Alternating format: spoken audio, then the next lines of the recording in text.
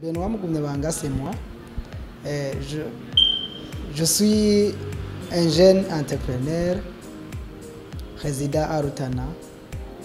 Je suis aussi représentant légal de la coopérative des producteurs biologiques, une coopérative qui s'est donné l'initiative d'assurer, de contribuer au développement durable du pays via une agriculture biologique.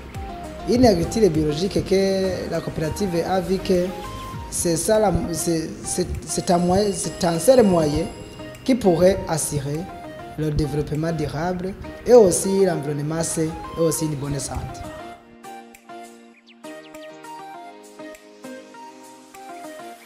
Moi, j'ai pensé à pratiquer ce projet d'agriculture biologique l'année passée, où j'ai terminé une formation en ligne en agribusiness. Et aussi, tout d'abord, j'ai commencé à constater que le pays du Burundi n'a aucun produit biologique, certifié biologique, qui est cultivé ici au Burundi.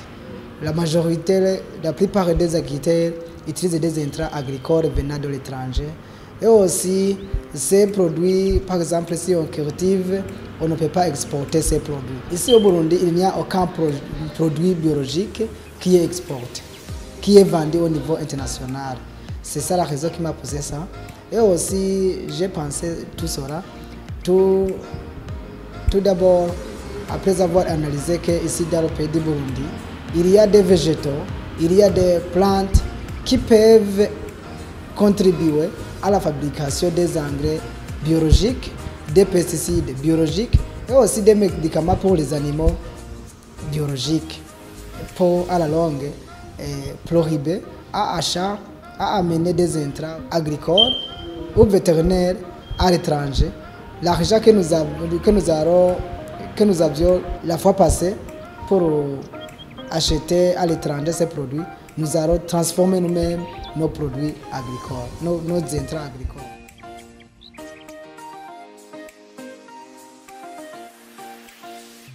L'impact de Innovation Wiki sur nos projets, c'est un impact très signifiant car j'ai eu la chance d'avoir les amis. Ces amis, ce sont des amis comme tels, mais tout simplement ce sont des partenaires. Tous les 40 présélectionnés, moi j'ai vu que ce sont des partenaires, mes partenaires, parce que j'ai commencé à fonder le partenariat. Par exemple, les qui transforment les tomates en poudre, c'est mon partenaire. Les qui fabriquent et qui transforment de piripiri, c'est mon partenaire. Mes agriculteurs biologiques vont cultiver les piripiri, les tomates et aussi vont avoir des marchés chez les transformateurs.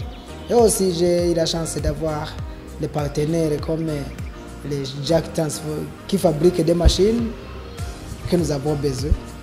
Par exemple, les machines d'irrigation, nous avons besoin. Les machines que nous pouvons utiliser pour fabriquer les aliments pour le bétail, ce sont de mes partenaires. Et aussi, le prime que j'ai eu la chance d'avoir une parcelle pour installer mes machines pour la transformation.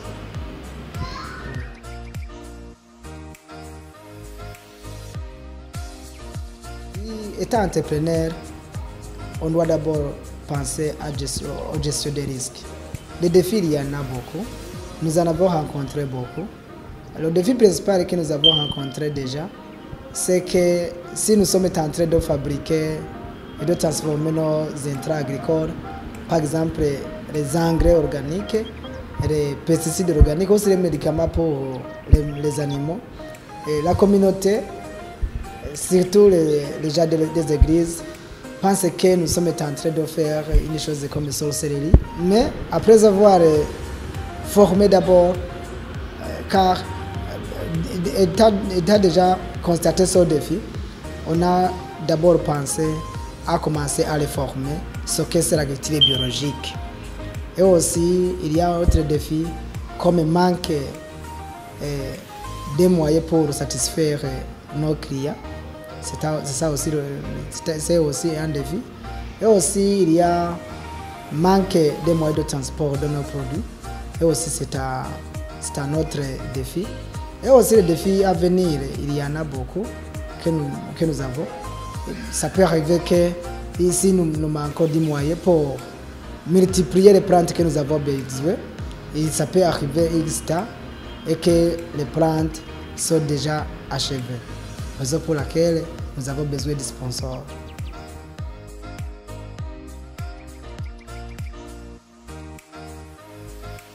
Moi, je sensibilise aux investisseurs pour investir dans l'agriculture biologique, car l'agriculture biologique est un seul moyen qui pourra éradiquer plus de 75% des problèmes économiques d'ici dans notre pays.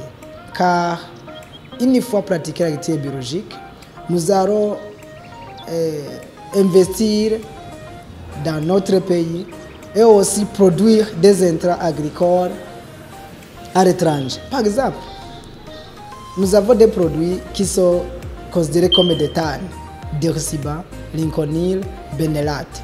Il y a des plantes ici que nous pouvons extraire tous ces produits comme Benelate, Lincolnil ou autres produits. Et aussi, tous ces médicaments pour les animaux, pour les bétails, ce ne sont pas venus d'ici, mais tout simplement ce sont des plantes d'ici que nous avions. Toutes ces plantes, nous pouvons fabriquer nous-mêmes et aussi avoir des produits certifiés bio. Ces produits certifiés bio, ils seront exportés et vendus et aussi les devises pour notre pays va venir. Et aussi nos intrants agricoles, ils seront vendus comme ici dans notre pays, on va des Lincolnil, des Benelate et aussi d'autres engrais foliaires. Et aussi si nous investissons dans l'agriculture biologique, la population burundaise aura une bonne santé. Parce que l'OMS a identifié qu'il y a le taux de mortalité supérieur à 20% cause des intrants agricoles et vétérinaires chimiques. Raison pour laquelle, une fois investi dans l'agriculture biologique, il y aura une bonne santé dans notre pays. Et aussi, l'environnement sera sain. Car on a déjà identifié que l'écosystème a besoin de vivre.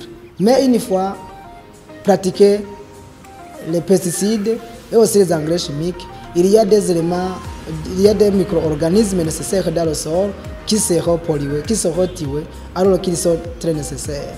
Et aussi, la nappe phréatique d'eau sera contaminée. Et aussi, par contre, les animaux aquatiques n'auront pas une bonne santé. Et aussi, dans l'écosystème, et aussi dans l'atmosphère, il y aura un dégât très considérable. Une fois continuer à pratiquer cette agriculture et utiliser les pesticides chimiques.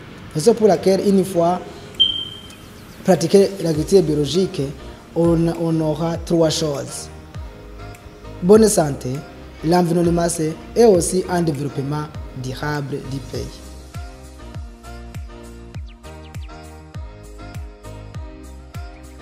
Oui, une bonne question. Le conseil que je vais lancer chez les jeunes entrepreneurs ou chez les jeunes qui veulent se lancer dans l'entrepreneuriat. Et aussi, moi, j'ajoute une chose aux jeunes qui n'ont pas encore pensé à entreprendre. Et surtout chez notre pays du Burundi, la majorité pense qu'ici dans notre pays, il n'y a pas de travail, il n'y a pas de boulot. Mais par contre, ici dans notre pays, il y a beaucoup de travail. Il suffit tout simplement d'entreprendre. Et aussi, ceux qui sont déjà lancés dans l'entrepreneuriat, je les conseille trois choses. D'abord, il faut avoir de la confiance en eux-mêmes et aussi dans la communauté. La deuxième chose, il faut avoir de la persévérance. Parce que une fois on est en train de travailler, de pratiquer l'entrepreneuriat, il y a aussi des défis, mais il ne faut pas abandonner. Il faut continuer. Il faut aussi continuer parce qu'un entrepreneur américain a dit que réussir, c'est tomber 7 fois et se relever le 8e. C'est ça, une fois persévérer, on aura le succès. Et la troisième chose, c'est penser à l'innovation. Une fois pratiquer l'innovation ici dans notre pays, on aura une chose très amusante dans notre pays. Aussi, comme conseil général, c'est que dans notre pays, une fois les jeunes pensent à entreprendre et aussi pensent à innover, ici, pendant 5 ans, le pays du Burundi sera parmi les pays les plus puissants du monde. Car même dans l'histoire, la Chine n'était pas comme il est aujourd'hui, mais il a pensé, il a commencé à innover, à entreprendre. Maintenant, il est parmi les pays les plus puissants du monde. Par exemple, moi, je vois que si les jeunes pensent comme moi, comme les autres entrepreneurs, le Burundi, après 3 ans, les devises sera ici dans notre pays. Et aussi, aucun jeune qui dira qu'il n'y a pas de travail. C'est ça comme conseil.